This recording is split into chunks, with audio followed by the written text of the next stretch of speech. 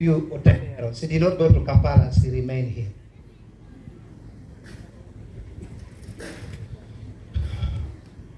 Members of the clergy, the family, friends, I stand here in many capacities. But before I begin with my speech, let me first bring apologies.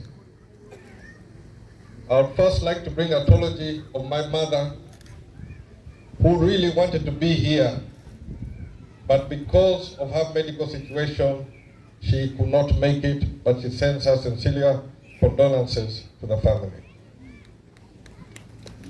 She also asked me to relay to the family that Besimensi was the first member of the larger Opeto Anyanga family who welcomed her when she married my late father. She made a point to visit her and welcomed her into the family as the first member of the family.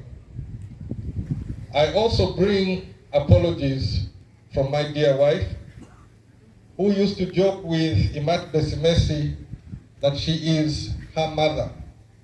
Reason being is that our second born is also called Alaba.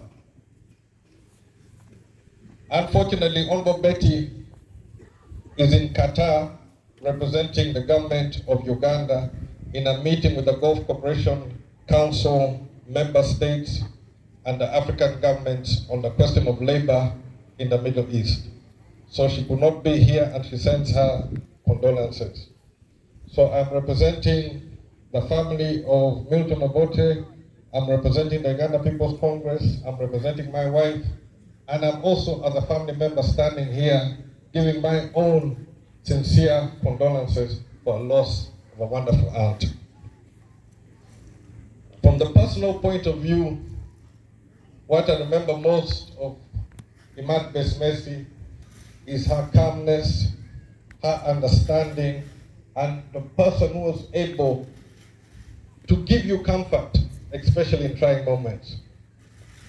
She would sit with you, she would talk to you, and she was always very forgiving and always looking for the best possible way forward. And for that I thank her. Her encouragement has helped me continue on some difficult paths which I ventured in. I was fortunate to get her blessings when I was doing mobilization in Apache. She waited for me. Normally we would sit here, but she waited for me at the end of the road, and I had to stop and receive the blessings.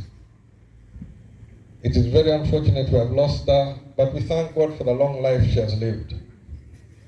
I would also like to take this opportunity to thank my elder brother Sunday. I call him elder brother because when growing up in Dar es Salaam, we were together and he was there, I was introduced to him as my elder brother. He was at the University of Dar es Salaam while us were still in primary, but my life with Sunday has been throughout. Even when my father was sick and we went for medical treatment, I handed him over to Sunday. And when we lost him, we were staying with Sunday at that time. So my relationship with Sunday is deeper than cousins, but I stand with him in this trying moment. At this time, I also want to send great appreciation to my sister Ruth, who has been looking out for the elders. And Sunday, the vehicle you gave to your mother has helped very many people here in Akokoro. Whenever we've had issues of somebody falling sick and needing treatment, whenever Ruth would contact me, we would work out together, and that car was available to help. And it is greatly appreciated because we have to take care of our elders, for they represent to us a connection with the past and a continuity to the future. I also send my sincere condolences to my Aunty Jane. I don't know how she's going to be without her best friend.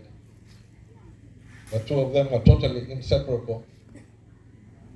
but I thank God for the time which God gave Aunty Besimensi, for the counsel she was able to give all of us, and for raising a wonderful family with whom we are bound forever. With these few words, I pray that Almighty God rest the soul of Aunty Besimensi in eternal peace. Pada ko si wacheno me rio bapoyo adong MP ko pero ko dusu ko ni kana president yai pede ngata peng lemono mono ene no gyoke di bab si poyo ba me wan pe balo chao